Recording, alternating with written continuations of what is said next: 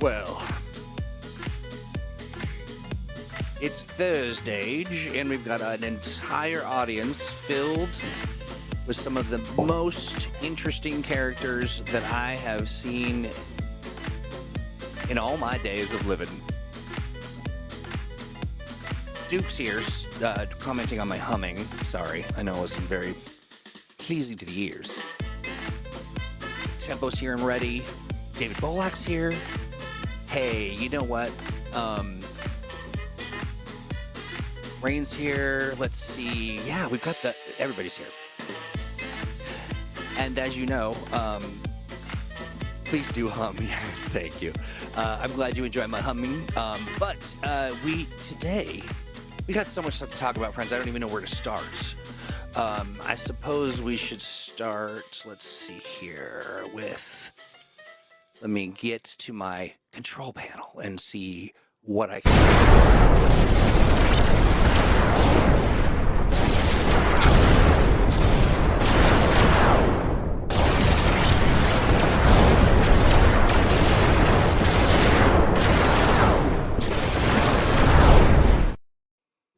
Wow. Thanks for not overselling me there, Troy. Well, you know, that is in your rider. It's in your contract. It is not. To a bowl full of green M&Ms, he demands that be played every 15 minutes. Where we all prepare, we are being shepherded. That's exactly right. What a welcome, Tempo says. Absolutely right. I'm working on an intro for you, and it's going to be gangbusters. Yeah, Malcolm's hanging out with us today. Malcolm, we talked a little bit about stuff, and we're going to talk about setting design, but we've got so many other things to touch on. You want to do like news stuff first, updates and things, or do you want to dive right into settings? News. Well, go for it. Yeah. I guess the main thing would be that if you are a Cthulhu Awakens person and part of the Kickstarter, we were a wee bit late with it, and as a result, as a form of apology and building off the work done by yourself, Troy, as well as Ian and the rest of the crew in the Revelations of the Bacchae stream, we have done an adaptation of that stream as an adventure that we are giving out to all of the backers, all the qualified backers. I don't think you get it if you just gave us $1 or something, but I don't know. But just as our thank you for your patience, this was a fun thing to do, because basically what happened is I took Ian's notes of what he wanted to do and what your actions were in the stream and everything, and we converted it to an adventure. Cool. It's a little different from a standard adventure because we provide sort of fewer handrails for the novice, right? The idea was really to convert these notes to something playable by the most direct route, right? So, it's not going to be hard for anybody to run, really. It's just that it's not going to be overstuffed with explanations and alternates. Alternate options, right? So that was a fun little thing to do. And we're happy to release it. If you weren't a part of the Kickstarter, I'm sure it will be up for sale in our usual electronic shopping venues. That's right. Yeah. But yeah, that's great. This is so fun. It's fun to see all of our characters in here as well. Really like that a lot. It was really neat to see this, but as sort of an addendum to this, I'm a sucker for a character sheet. Cool. We are starting up our the whole next phase of our group, our intrepid little group of folks are going to. We've been invited, all of those characters, to go to have an all expenses paid Caribbean vacation, to go to the biggest paranormal conference on the planet, hosted in the Caribbean. And what's funny about that is that, what could go wrong? Of course, just every day people get invited to just go spend, all expenses paid time in the Caribbean. So, we'll see, but you too shall see, because we're going to do it. The first one's this Saturday. Saturday at 6 p.m. Pacific, 9 p.m. Eastern. And we got the whole crew. It's going to be a lot of fun. Now I'm trying to swing myself over to art so that everyone can see a little something that we whipped up. And those of you who might or who are hanging out on Facebook or Twitch, you may see the actual event, because I've scheduled it and I did it early. Let's see. Nick says, I have awoken the cosmic kraken. Do not release the kraken. In addition, awaken the cosmic kraken is my gangster techno bluegrass. I want to hear that. Gangster techno bluegrass band. That's quite a mix. Gordon says, so pleased with Cthulhu Awakens so far. Amazing game system and lore. Very happy I was a backer. We're happy you were a backer. Oh, well, too. thank you very much. Yeah, I mean, it was probably, one of the more involved but ultimately rewarding collaborative efforts that that we've done. Is it just me because time flies when you're having fun, or did it just come together real quick? It did not come together real quick. Okay. Part of that had to do with the fact that we sort of changed objective midway through, because as some of you may know, originally the plan was that Cthulhu Awakens was going to be a modern age supplement, right? Yeah. We were going to do a big book, but it would require the modern age core book, right? But when we were into redlining the first drafts, we had a couple of sort of brainstorming meetings, and in one of them we kind of realized that it would work better as a core rule book, right? And I actually have to give a shout out to Owen Casey Stevens, really for pushing that idea. And so once that happened, that opened up so many more options, and it also required us to provide more support in terms of setting material, because basically, instead of kind of bearing the load of a supplement, you have to, kind of bear the responsibilities of an entire RPG. And that includes things like, providing groups that characters can join and be a part of, and can kind of drive their play. And that's one thing that is important for, and setting design, if I'm looking. Hey, there, look at that. Hey, there it is. So that's an important part of setting design, right? Yeah. Is providing that point of entry. So we had to do that kind of work, and a lot of that had to do with sort of a back and forth exchange. I know that there were some things that David Castro worked on that were very easy to expand in that regard. He was one of the authors of Chapter 1. And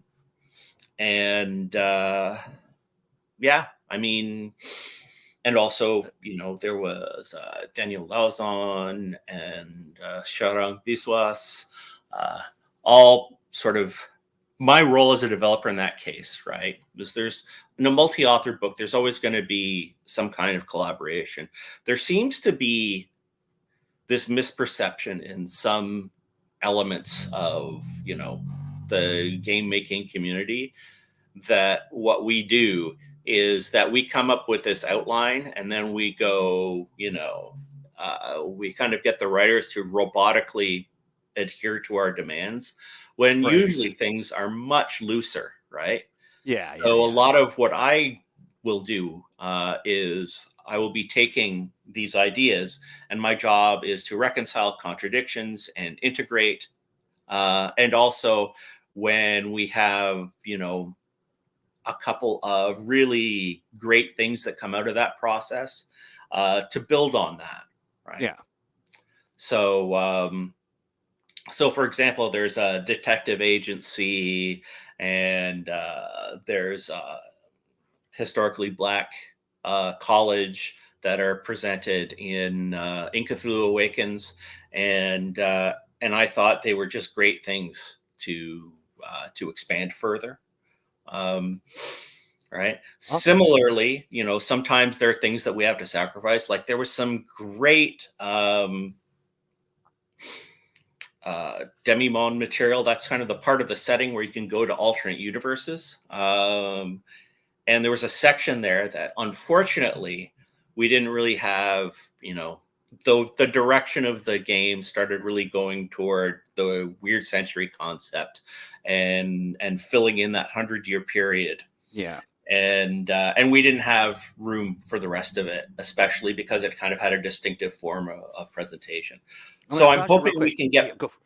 Sorry, go ahead. I'm hoping we can get back to that stuff, right? Yeah. But even though it didn't reach print, it influenced everything else, right? So it's a matter of bringing that all together and sort of sorting it out. Yeah, absolutely. Duke says, "Hooray for Owen!" We have all been afflicted with Owen's tremendously awesome, amazing ideas. Everybody, it's just, it's that is what Owen does.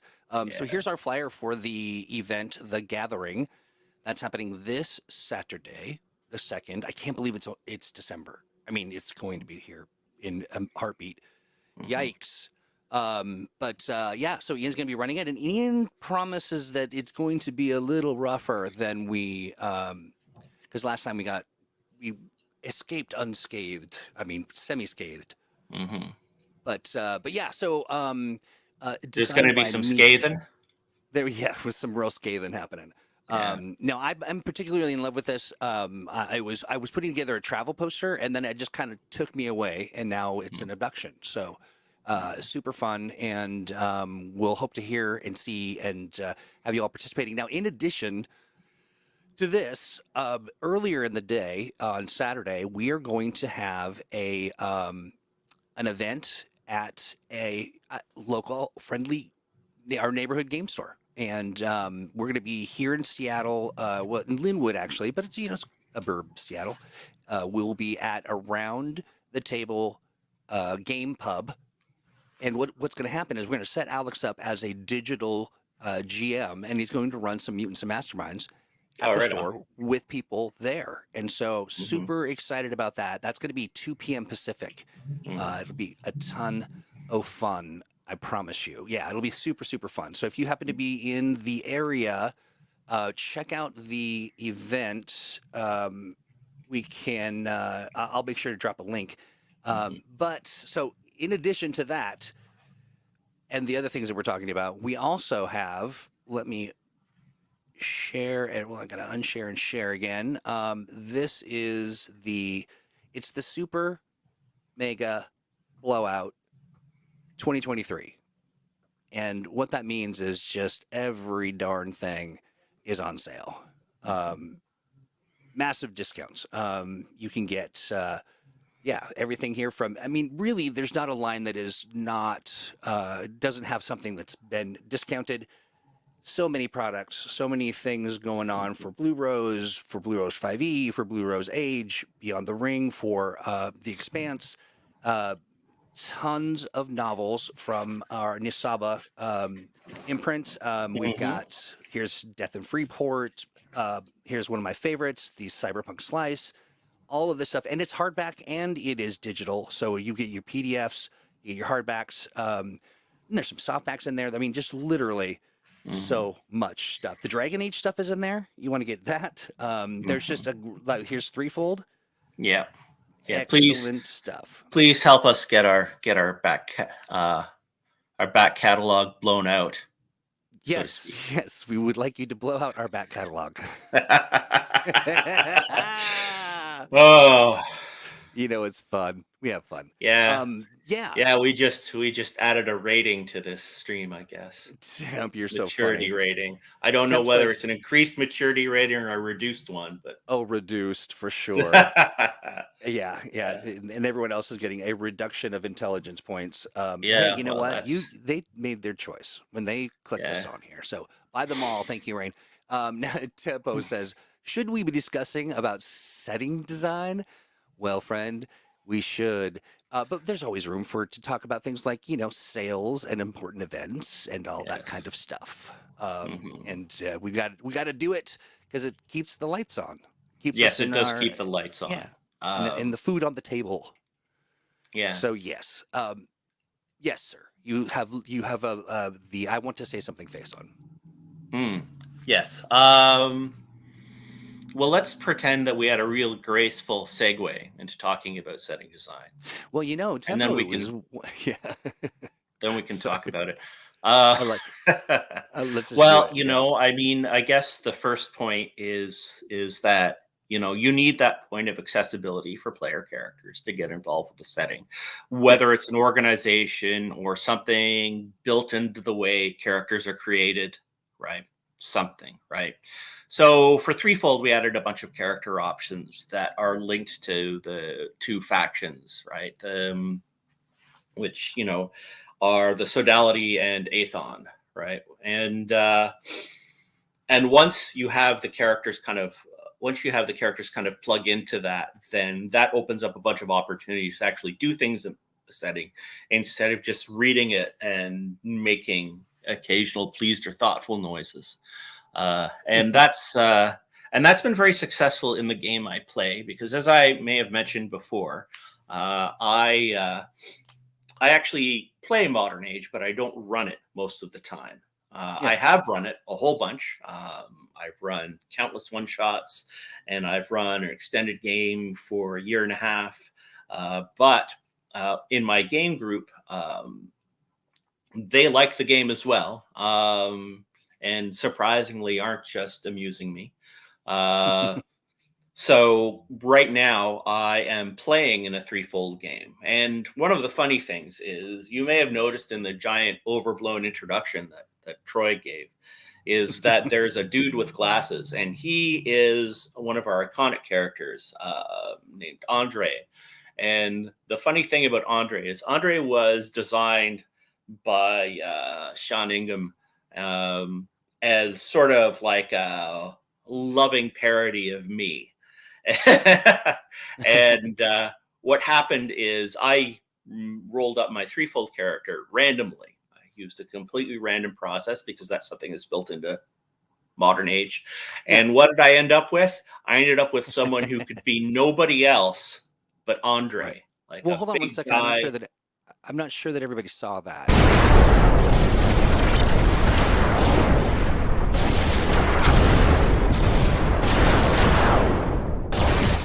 Yeah, there he is. Yes. So yeah. So that's Andre. So that's who I'm actually playing in our game. And going from first, we've made it to 11th level. And Steve, my RGM, not the same as Steve Kenson, who is another excellent GM and game designer. He has come up with so many great ideas building off the setting.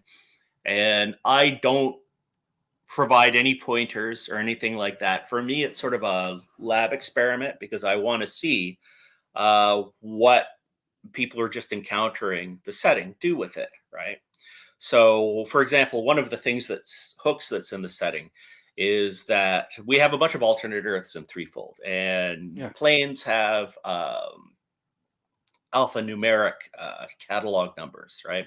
And the one for Earth, which is called the prime line or the real world as compared to all the alternates, however meaningful that is, that's actually not listed as the first Earth ever discovered by one of the factions. So the idea was to insert a plot hook. And that plot hook was, well, what if originally the world that was accorded the status of the prime line or real world or the Earth that is the most important, what if that changed, right? What if it had changed in the past, and what if it was going to change again?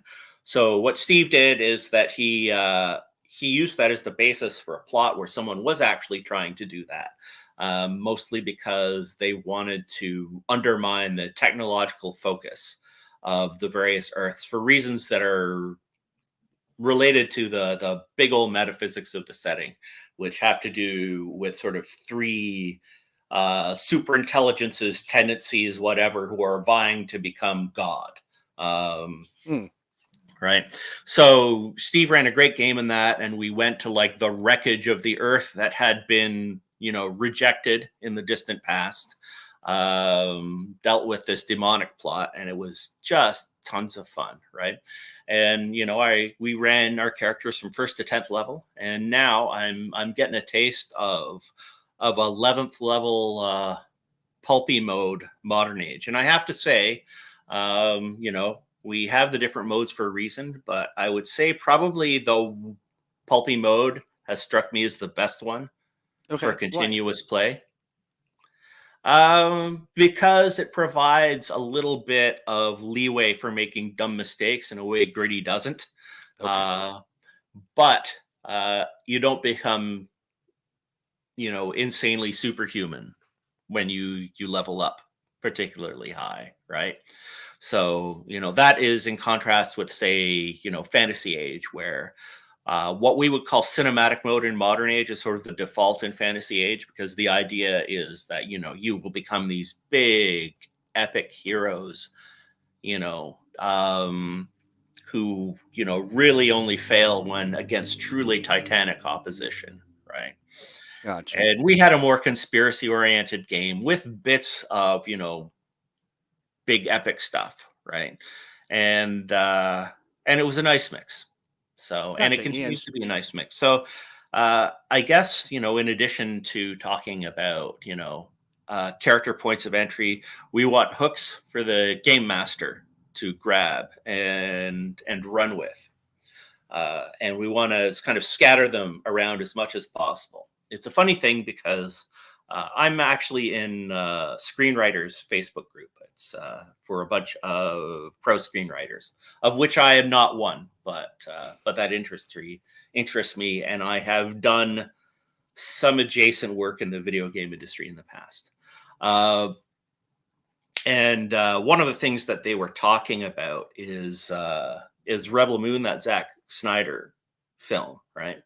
Mm-hmm. And this is going to get a bit spicy. Some of you may Okay. be unaware, but currently there is a lawsuit coming from Evil Genius Games, another fine game company, and that has to do with the amount of lore that was designed for Rebel Moon, in which Netflix has sort of tried to improperly take possession of without paying anything. Essentially, you can get online and look it up, but it kind of brought to bear a kind of critical thing, right? The skills that we have for setting design, in particular, in the game industry, in the tabletop game industry especially, to a certain extent in the electronic games industry, and to a certain extent in the comics industry, are not common skills, and they're not well-known skills. So if you've wondered why all of these shared universe experiments, like very few of them succeed, right? Well, it's because they don't have the skills, and they don't necessarily recognize that other people have the skills. Right. And you can see that in all kinds of things, right? Like, I love Andor. I think it is one of the best things to come out for Star Wars. Probably the best thing to come out for Star Wars, right? I'm a big fan of Andor. Well, you know what? A lot of people who work in RPGs recognize stuff that they worked on in Oh Andor. boy. Planets, gadgets, things like that, right? Now, it's all above board in that case. They got paid for it, right? It was work for hire. It was contributing to the Star Wars intellectual property. And if anyone who looks at the history of how Star Wars has been expanded as an IP, right? If they look deeply enough, they will know that the roots are in the 80s RPG. And it's been further expanded in, editions of that RPG and other RPGs. And then from there, novels and so forth. Timothy Zahn was directed toward the RPG when looking for world building material for the Thrawn books, which were, the first big post trilogy set of books. And so that stuff is built into the bones of the Star Wars intellectual property. Right. RPG material is built into it. But it's not like they get that kind of recognition. Even though there's a specific skill set, and the skill set is something that is not necessarily intuitive to people who are used to working on story treatments for non-interactive media, right? Or media that doesn't do a bunch of stories in one world. And the reason for that is what we have to do is we have to have an enduring theme and points of entry for characters, and we have to have points of possibility, right? What we call plot hooks, right? We have to scatter them throughout it, and we don't know who the protagonists are going to be. Right. We don't know what their story is going to be about necessarily. We're not even sure sometimes what the themes are going to be, right? But we do have an overall theme that we want to impress into everything. So by creating these hooks, by creating these elements, we create a very easy point of entry to tell many stories instead of just one story, right? And I think a lot of people who make much more money than me, than people like Owen Casey Stevens, who has worked on the Star Wars IP, very and closely. many game designers, right? We have these skills, and people who get paid a lot more than us don't have these skills. And sometimes I think that creates a little bit of a bias where they do not know what they don't know. And certainly when I introduced it to the screenwriting group I'm a part of, they were very, some of them were actually quite floored with this idea, right? Right. Because the format for doing a story Bible or a story treatment is different because, of course, in non-interactive media, things are highly character-centered, right? Whereas we are still character-centered, but in a more generalized way, because the ultimate focus on the story is something that we give to the game master and to the group, right? They're the ones who make that choices, and we're just kind of providing things for them to grab, to create that, right? Malcolm, as somebody who has a job in this industry, and in both video games and in tabletop role-playing games, that people either they get it or they do not, and when they don't, they really don't. And I feel this cosmically. So what I'm curious. Temp asked a question here about the main worlds and all that. Did we touch on all that when we were talking about the different Earths? In Threefold? Yeah, in Threefold. Oh yeah. What's the question exactly? The question is, what are the main worlds in Threefold? And the main worlds of Threefold. Okay. Yeah. So the way Threefold works is that we have a probably infinite number of planes, and the planes belong to three categories. The first category are Earths. Earths generally follow scientific laws, and the various Earths are usually alternate worlds where history has transpired differently, right? Okay. We also have other worlds, and in other worlds, magic is usually dominant and highly influential. And those, you can have other worlds that are flat. There's one that is the capital of an interplanar empire that is an infinite sea. You can have ones where natural laws work much differently, but mainly they are more mythic places.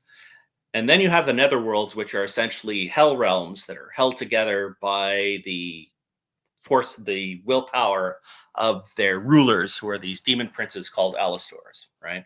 So the name Threefold refers to these three kinds of planes, and also some behind the scenes stuff that I don't want to spoil, right? That have to do with the metaphysics of how this all came about.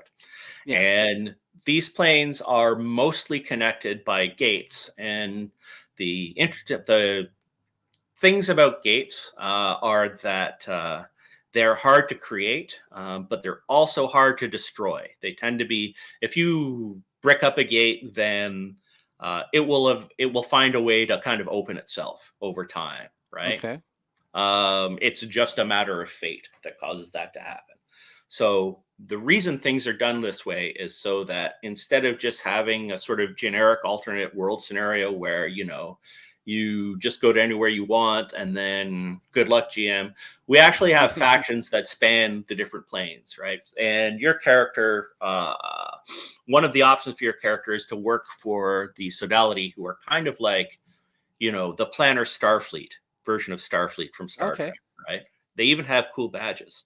And the difference is that you walk everywhere instead of taking a fancy spaceship. But you travel from plane to plane through these gates because these gates are persistent enough to allow transplanter trade and, and transplanter civilizations to exist, right?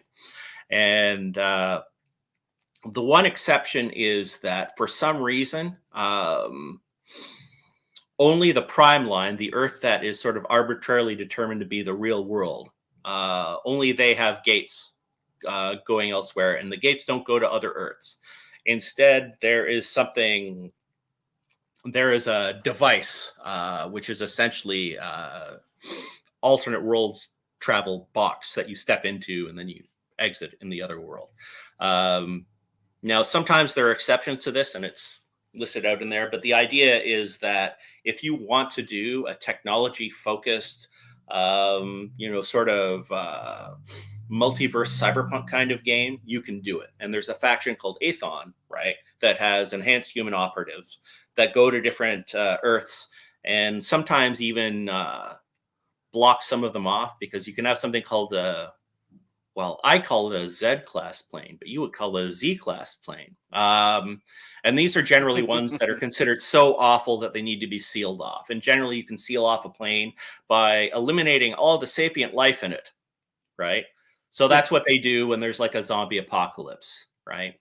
That threatens to spread into another world. So we have sort of these big interplanar states that are in contention, and factions, and there are two of them that you can join. And then, we have the other big element of setting design, which is that we have to have flexible antagonistic elements too, right? Yeah. Now, these antagonists don't need to be like super duper bad guys or anything. They don't even necessarily have to be people, but there has to be something that generates conflict regularly, right? Unless your setting is one in which slice of life stories take place, which is super cool, right? Like we often behind the scenes talk about Blue Rose, the setting of Aldea as a great place to do slice of life. So that's totally cool. But in terms of the kind of stuff that we mostly do, right? You need those set antagonistic elements. And in Threefold, we have like a multi-planar criminal syndicate that steals souls. A lot of that Nice. was, yeah. And we have an empire run by demigods. We have sort of wandering army of revolutionaries who've escaped from hell, who are kind of like only semi-antagonistic, really. In fact, all of them might be semi-antagonistic. And we have mad scientists, and we have a whole bunch of things. One of the things I did with Threefold, and nowadays I have mixed feelings about it, because I wonder if it affected the accessibility, is I wanted to design a setting that looked like it had been in print for 20 years. Yeah. Right? Yeah. So that, I think, is the great thing about Threefold, and also the thing that I think might make it a little intimidating, now that I've had a couple of years to process, is that, I worked, before I started working with Green Yarnian, I did a lot of work on White Wolf IPs, right? And by the time I got involved, they were fairly mature, right? They were, decade and a half years old, these things, right? And there was a richness that had been built up. And so I guess I had the idea, what if I include that richness from the get-go, right? What if this feels like, the third edition of itself right Interesting. off the top, right? Okay. And so, so it's an extremely densely packed setting book, right? And I Yeah. think a lot of people enjoy it for that. And I think it is basically suitable for modern age because of the flexibility of modern age, and also because of all the age games. I think modern age is the one that appeals to people who like to mod and hack and reskin and tweak and basically take command of the rules for themselves. Um, and this is a setting that allows that, right? While still staying in the same setting. Yeah. However, at the same time, that density, I think, can be a bit of a challenge. So if you're getting into Threefold, I guess my two recommendations would be to start characters off in an in-setting faction. So usually Aethon or the Sodality. And the other thing too is to really, really, really, really read the GMing section. The GMing section by Megan Fitzgerald is fantastic. And it is very straightforward about what the setting is about and how to structure stories in it. Right. All right. Not in terms, because I know people often will skip game mastering sections because they'll be full of general advice like, don't be mean to people, and Right. keep time records, and stories have a beginning, middle, and end, and blah blah blah blah.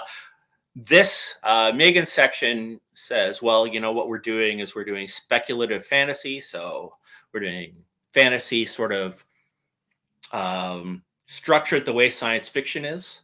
Yeah. Right. And we can reveal it using this specific set of story tools that that she gets into, right? And I think that specific guidance is very helpful, and it was something that I was mindful of going into Cthulhu Awakens too, right? And that is an intended segue into. Didn't you want to talk about dread crawls, Troy? Yes, I did. I really did, and I'm whipping those. Hold on one second while I pull them up. Yeah, we just tell them a little bit of the backstory of where we're at on the dread calls. Maybe some people don't know what they are. Okay, so Dread Crawls is a zine series that we started to support Cthulhu Awakens, and that was originally as an early back reward. So we have issues 0, 1, and 2. Issue 0 is finished, and we're just sort of waiting to get 1 and 2 into the production line. And these 3 zines are basically sets of generators for different story elements, right?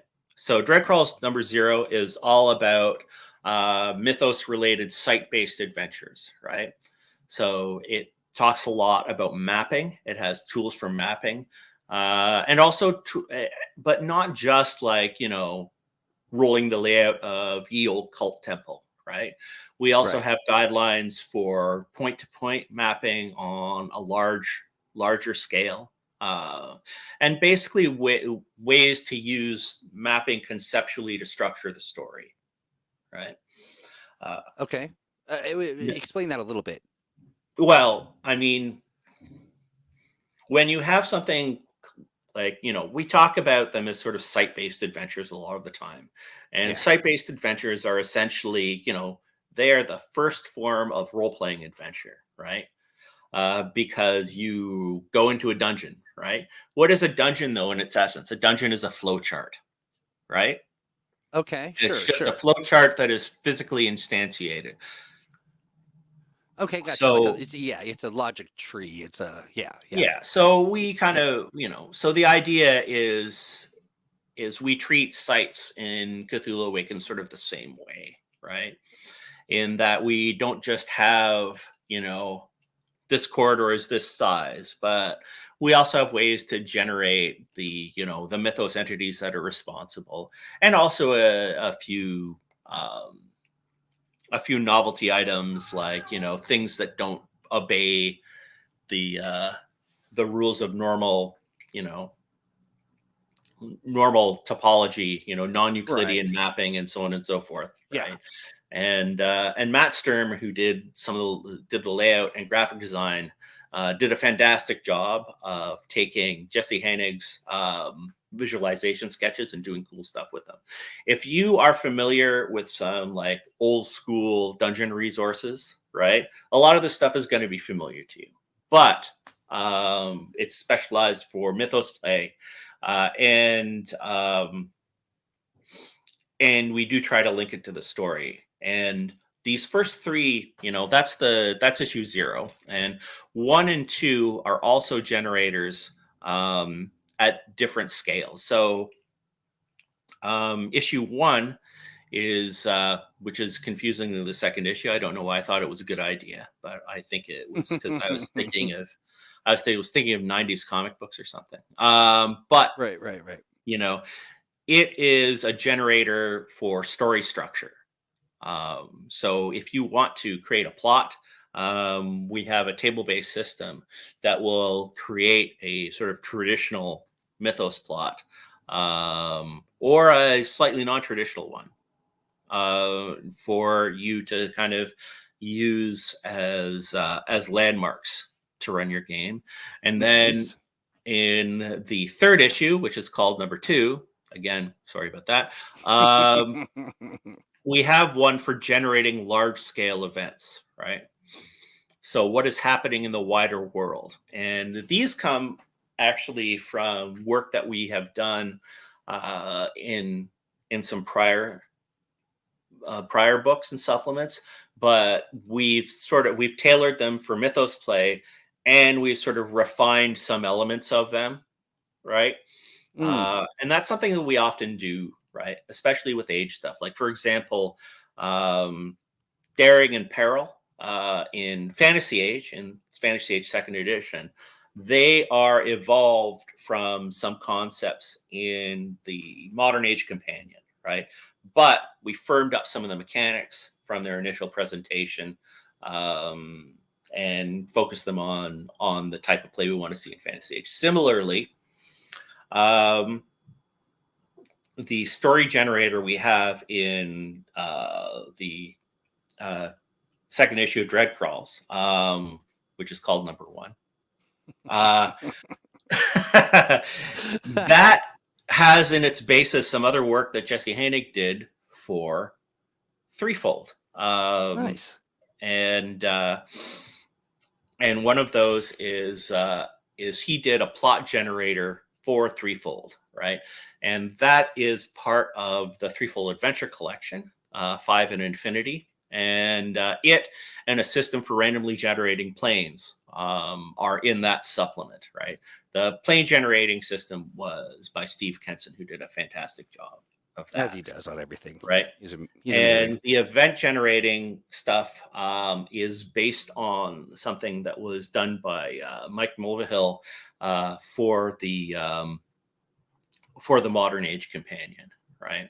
And that's the kind of thing where, it kind of, if you're familiar with Metaplot, right? This essentially generates Metaplot for you. Right. Now, you don't have to, roll randomly. You can select things off the table, but you can use it as a way to structure it for yourself, right? Sure. And that's the thing. That's kind of the philosophy we use in Age for anything that's randomly generated. It's randomly generated, but we, respect and encourage cheating, right? So really what these tables create are a conceptual map, right? And that allows you to get specific stories out of what are necessarily very generalized settings, because again, the character focus is largely over on the game master and player ends of things. So I'm going to pause you right there real quick. I'm going to say to folks, hey, so you are either watching us on Twitch, on YouTube, or on Facebook Live, and perhaps even on LinkedIn, because we're broadcasting into LinkedIn. Oh, really? Weird. It just feels like we need to bring a little light to that place of darkness. And yeah, that's true. We need to redeem it. Mm-hmm. But no matter where you are, do me a favor, take a look at that. There's a button, and it's going to have a thumb, and you're going to click it in the upwards direction. And if there are hearts to be given, if there are, make sure you're subscribed. Also, you want to make sure that, especially in places like YouTube, that you've hit that bell, because it'll tell you when we broadcast, and you'll be one of the first to know that we're going live. It helps us tremendously. Even if you want to just take a minute right now, just head on over to Facebook, give us a like. You share the link to the broadcast with your friends. Send them to your mom. Let her know what you're up to, hanging out with us, ne'er do wells. It should make her real proud. I mean, if you're But getting along with your mom, it yeah, might be a good time to call anyway. that is very Just true. saying. It's the holidays, guys. Mm. Friends, and also it just helps us a tremendous deal with the algorithm. We battle the algorithm on the regular. It is a Mhm. nonstop. Just we throw everything we can at it, and every once in a while we like to ask that we throw you at it. So Mhm. go get them. But thank you for that, and we are in the waning moments of the program. Are there some other resources or things that we can point out? Thank you, Adrian. Thank you, Paul, both of you for giving us a like on Facebook. I can see that in real Mhm. time. I do appreciate it. But Well, yeah, what are some of the resources that we've got in whether it's in the threefold or maybe in a different aspect of well, the I think adventure game engine? when it comes to kind of customizing the experience of any age game, but especially modern age, for yourself, it I would strongly recommend the Modern Age Companion and the Modern Age Mastery Guide. Right, both of those are very deep dives Nice. into the age system and how to make it work uh, for you. Not just in terms of like, why are these rules the way they are, but also if you want to use a concept, say there's a game design concept like failing forward, right, that you want to incorporate, right? You've heard of it. Well, the Modern Age Mastery Guide has some stuff devoted to that. We got some very good material from like really great age folks, right? Like Jack Norris, who I Yeah. think just accidentally butt dialed me on Messenger. So hi, Jack. He did some great work, especially on the metagame. Like we even have guidelines from running it diceless. Right? We have guidelines in the mastery guide. We have, what if you don't want to set target numbers based on how, hard something might be in the real world, but instead how dramatically important or unimportant it is, right? We have so Yeah. much in those two books. The companion has things like a lot of people really like the dueling system in there because it turns combat into more of an advanced test kind of thing than your kind of traditional back and forth skirmish rules with yelling sort of scenario, right? I do like skirmish rules with yelling, but you know Yeah. and rules for gadgeteering, and all kinds of ways to customize Well, the reading system. age I would says, say those two books are really, I can't I cannot exaggerate how deeply those two books get into the system nice, and give you ideas for tweaking it. nice, excellent. Reading it says Game Mastery Guide is great for any GM variant, rules galore. Yeah, that's great. Yeah.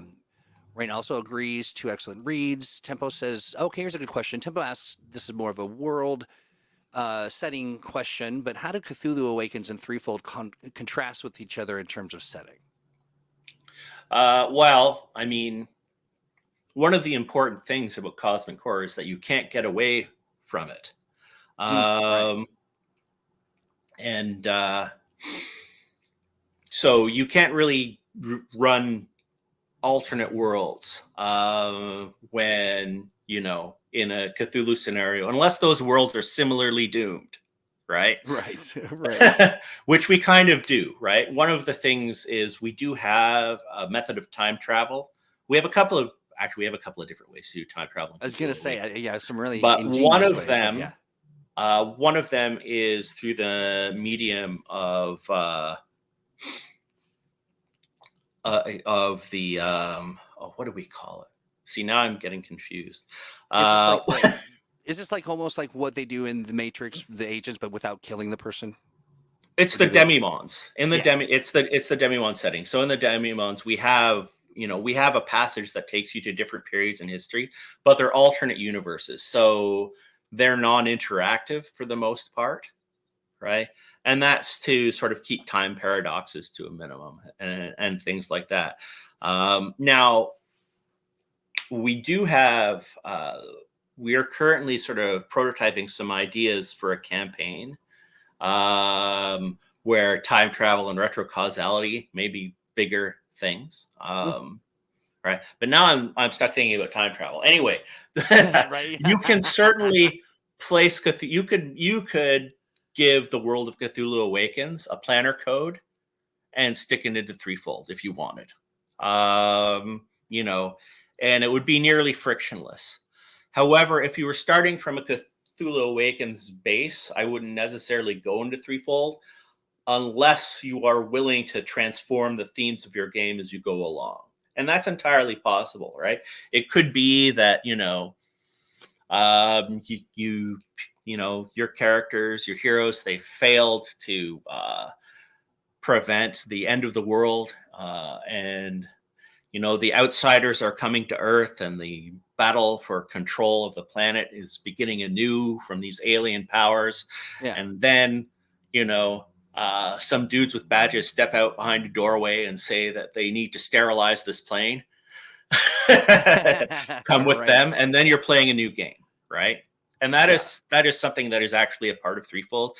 Is we also kind of had it set up so that you can play a very rich game without ever leaving Earth, but then you can have that big moment of transition, right? Like that. Now, Ren says, I can't believe it took me until this moment to realize how much Threefold has in common with Doctor Who. Would you agree with that? Oh, maybe. Because I kind of see it. Part of it, we have a base. Part of it is that there's a basically benevolent faction that you can join, and and you can go mucking about in many, many different worlds, and you can do interesting things. And sometimes you encounter ethical questions, right? Like, is it really right to eliminate all intelligent life on a plane because it might endanger other planes, right? So that's a normal one. I have found one of the blessings and also one of the challenges is that of the factions, the sodality are kind of supposed to be the most idealistically rendered. And I think gamers are pretty much used to a basic level of cynicism in all of the organizations they encounter in RPGs, because game masters love screwing players through the medium of an organization, right? And that's not necessarily bad, but it does give you the impression that,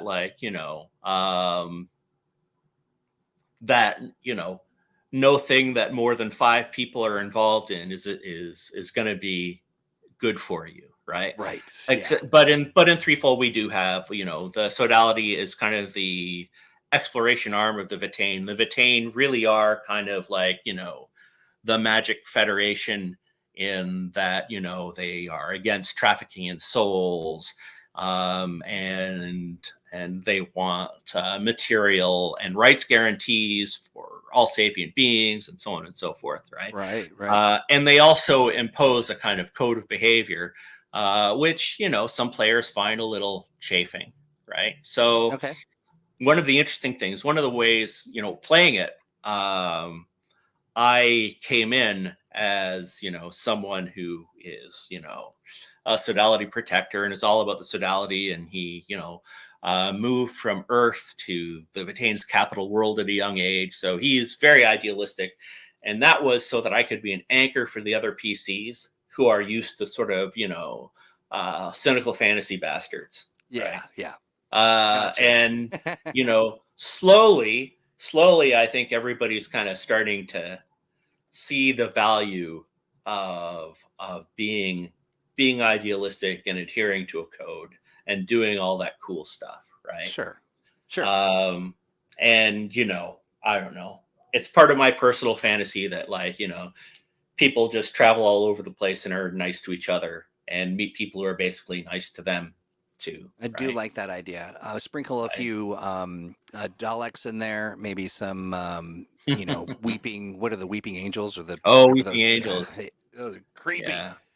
But Mhm. hey, friends, we are getting to the well, we were a little late, so we can fudge just a little bit.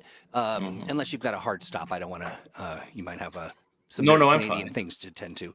But yeah. So Malcolm, where? So if folks want to get a view into what you're doing, or where can they find you, kind of kicking around, uh, Um, engaging in things you're already kind of engaging in, as opposed to engaging harassing in more other, about. well, I am not a big social media guy. I have a website that I at I've been, mobunited.com. Although I'm not sure if it redirects to there anymore because I forgot to pay my domain bill.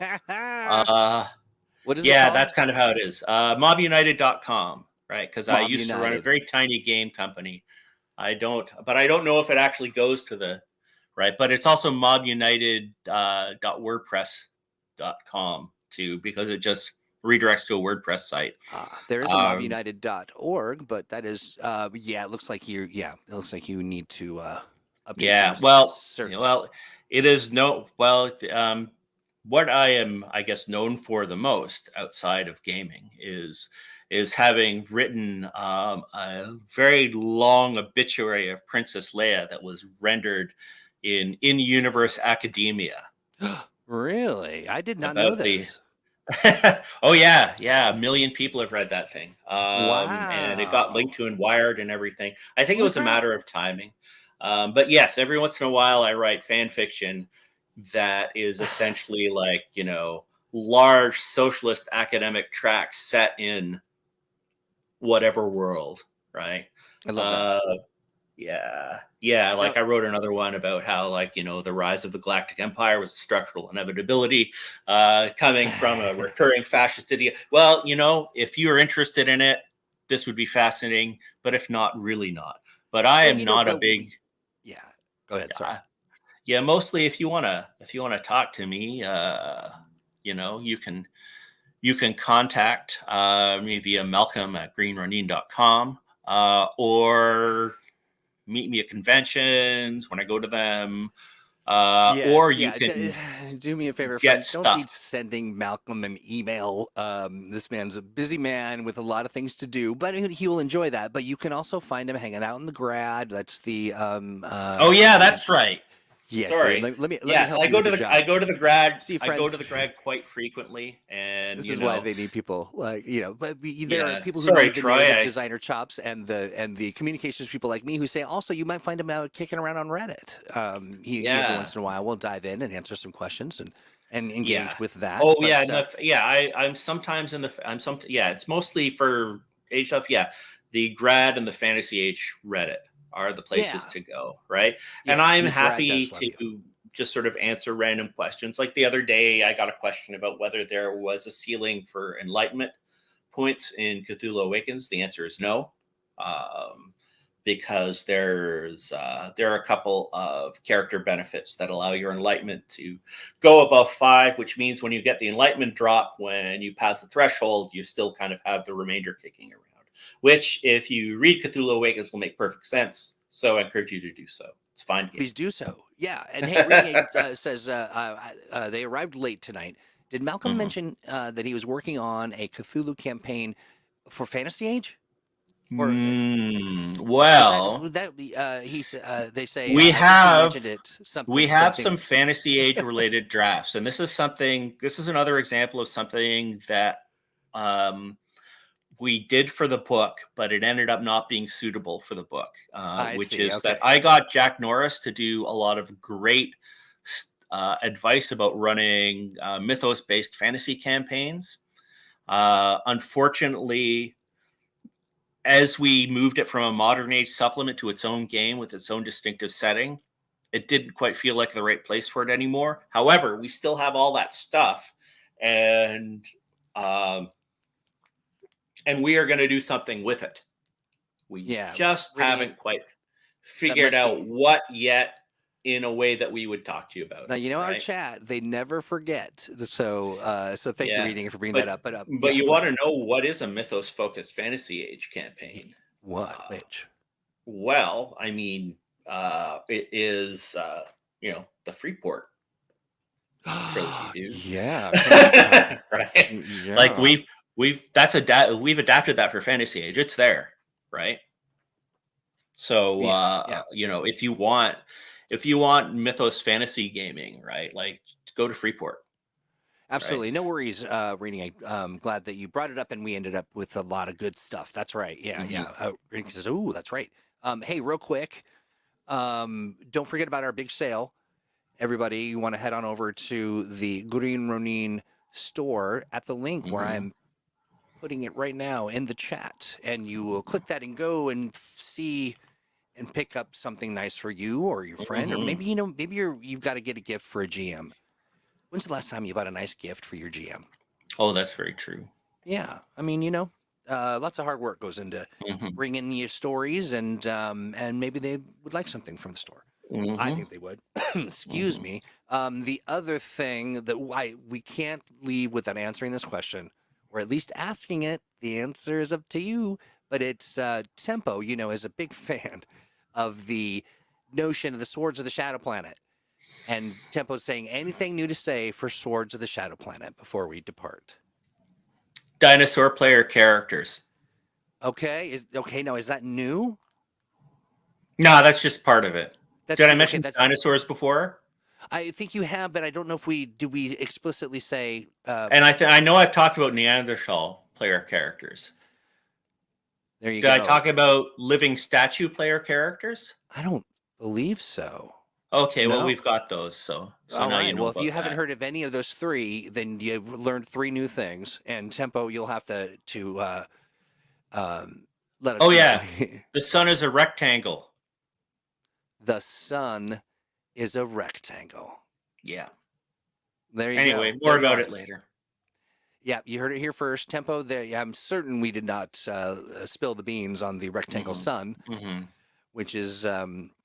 I'm certain there's probably some song out there over on their planet. Mhm. Where are they? Is it like a different timeline? Does it have any adjacency to us or to? Oh, we can talk about that another time. I I'm was gonna just say gonna because say random stuff about it, and then I love it. one day, well, I will tell you that basically, currently all of the systems chapters are finished, um, and Oh, okay. there's some. Oh, it's got Thank an you, especially Ray. strong monster section too. That's great. I was trying to get to this joke, But but it didn't quite get there, which is the rectangle sun, won't you come and wash away the rain? yeah. I like it. So when it's time, I will be happy to talk about it more. Right on. Well, absolutely. And, while we certainly do not begrudge folks asking their questions, we do try to prepare you with that may not be the answer you Mhm. want. Yeah, it's not even the only uh, thing I'm holding back. I haven't said anything about engine, and I'm not going to yet. yeah, I wouldn't. Yes, Yeah, that's right. I do. I can't wait for folks to learn about that. But yeah, that's a convo for another time. yeah. I think that's going to Malcolm, have its own its own day little. or something. Yeah, Yeah, yeah, I think so too. I think so too. yeah. Hey, Malcolm, always a joy to have you on. And we've Thank got you. the new schedule now where we're going to have each one of the developers on once a month. And, Hmm. sometimes we do lean on you a little bit when we've got sort of an unforeseen hole in the schedule. And we do appreciate it and love hanging out with you and having all the conversations, as evidenced by the great questions in chat. Hey, folks, Hmm. this coming weekend is going to be jam packed with streams. It's going to Hmm. be streams for Hmm. I think we're moving. We were going to do a stream for the Expanse, but I think we moved that. But we'll be Hmm. doing the Mutants Masterminds stream at Around the Table. That's at 2 p.m. on Saturday. Then that night, 6 p.m. That's 2 p.m. Pacific. Then 6 p.m. Pacific, we'll be doing the Cthulhu Awakens live stream. Lots Hmm. of good stuff. And and you're welcome, Tempo, and everybody. We love getting the questions, and we like to tease a little bit, but no, that's what this is all about. It's the purpose, one might think Hmm. or say. But yeah, with that, any final words, Malcolm, before we close out the show?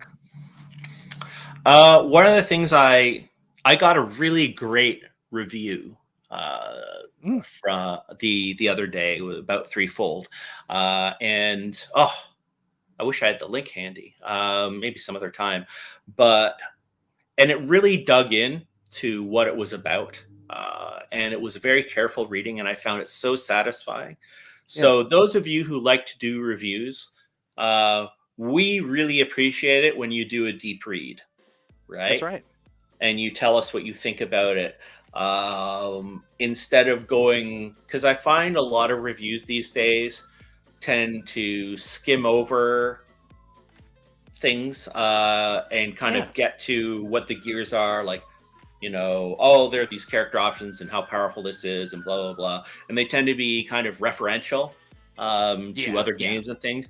So taking the time to really review something deeply on its own terms, good or bad, well, I like good better, but good or bad, it's still very satisfying, and it's a way to really engage with us. It's one of the two ways to really engage with us. The other way is to take your questions and concerns and feedback and build them up from play or running experience. Because that creates stuff that's really a little more, that we can react to a little better, right? Yeah. So well, let me juice this up for you a little bit more. If you folks are, if you're out there and you do regular reviews, I will put you on a list where you will get review copies of things in advance of their release to the public. So if that's you, send a note to letsplay@greenronin.com and you will be looped in. And we, I don't pick, only the people who say good things, but people who do thoughtful reviews and with some critical, if you're interrogating notions or ideas or design sensibilities, that's okay. Just leave our moms out of it and let's have fun. Well, sir, shall we call it a day? We should. Let's do that. Okay, everybody, have a great rest of your week. See you Monday for Mutants Masterminds Monday, and of course, the weekend for all the streaming fun that you could ever want. But for now, we say goodbye. Bye-bye.